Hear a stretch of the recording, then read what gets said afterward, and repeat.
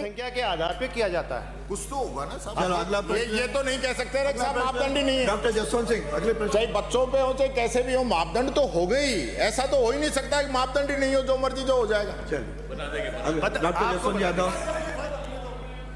संजीव जी ने धन्यवाद दे दिया। मैंने धन्यवाद दे दिया, साहब कर रहे हैं, घोषणा कर दी, मैंने धन्यवाद दे दिया। पूछने वाले सदस्य ने दे दिया।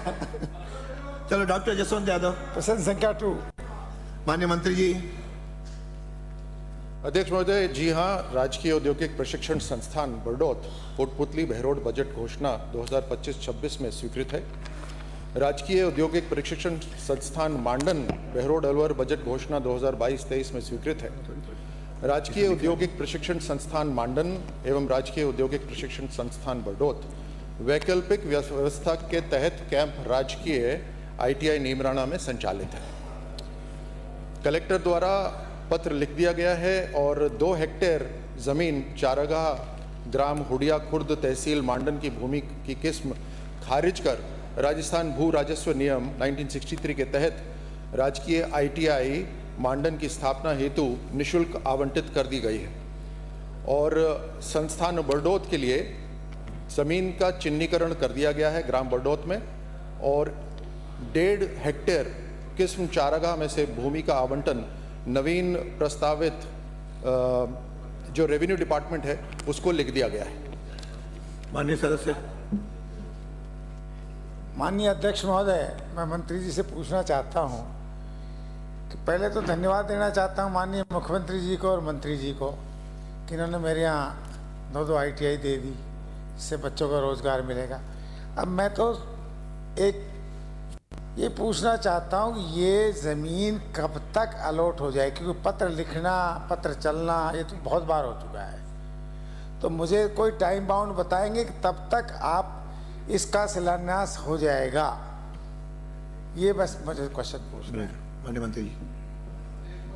सकता हूँ कि जसवंत जी जो वहाँ के विधायक हैं, हमारे विभाग के पहले मंत्री भी रहे हैं, जो उन्होंने बात कही कि पत्र चलता है, उसके लिए मैं बतलाना चाहता हूं कि ये सरकार अभी भारतीय जनता पार्टी की भजनलाल जी के नेतृत्व की सरकार है, उसका मैं उदाहरण देना चाहता हूं। जो 2 ITI हैं उसमें से एक ITI पिछली सरकार ने सैंक्शन करी थी, लेकिन उसकी जमीन जो चिन्हित हुई थी वो 2022 के अंदर जो जमीन चिन्हित हुई थी वो रिजेक्ट हो गई। लेकिन 2022 से लेकर 23 दिसंबर तक कोई नई जमीन का चिन्हीकरण नहीं करा गया। हमारी सरकार के आते ही 6 अलग अलग स्थान चिन्हित करे गए जिनको रिजेक्ट करा गया और उसके बाद में 7वां स्थान हमने चिन्हित कराया। कहने का मतलब है कि हमारे 1.5 वर्ष के अंदर ही हमने कई स्थान कलेक्टर ने बताए, उनको हमने देखा, रिजेक्ट करा और हमारे विभाग उनके पीछे पड़ा हुआ था, तब जाकर 7वीं जमीन अलॉट हुई जिसे हमने एक्सेप्ट करी।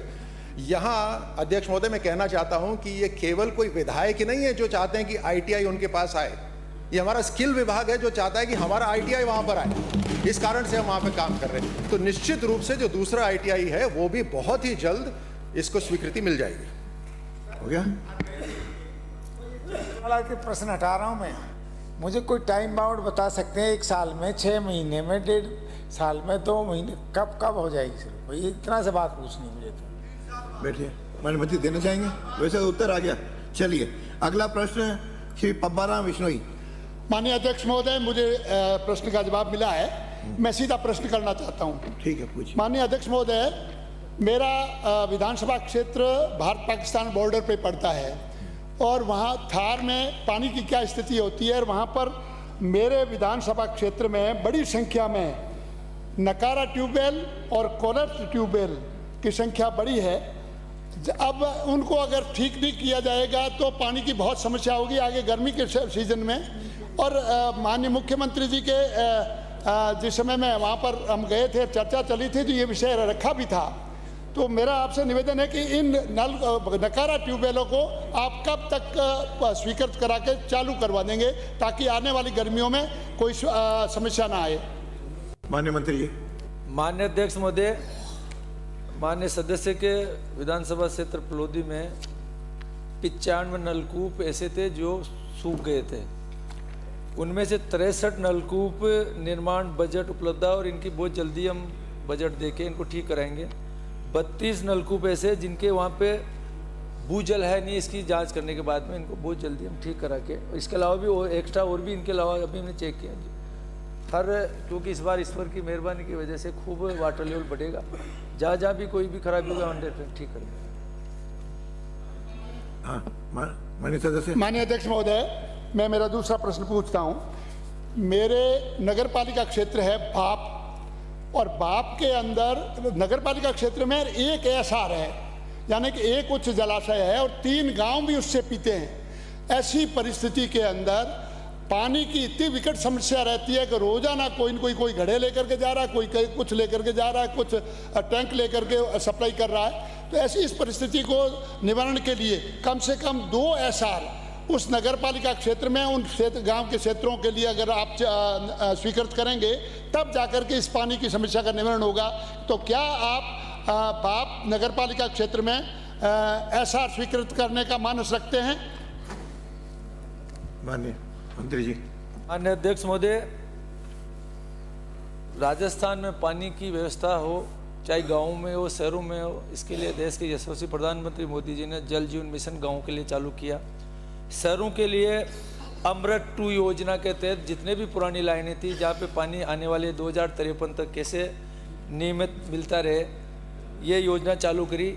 माननीय सदस्य की जो बाप जो नगर पालिका है अभी नहीं बनी है, इसके लिए भी हम बहुत जल्दी कोई योजना के तहत योजना लेके आएंगे। जो नगर पालिका उनको भी हम अमृत 2 की जैसे ही कोई योजना में जोड़ेंगे। और माननीय सदस्यों को मैं आश्वस्त करता हूँ कि इनके 1 या 2 जो भी एसआर की जो मांग है,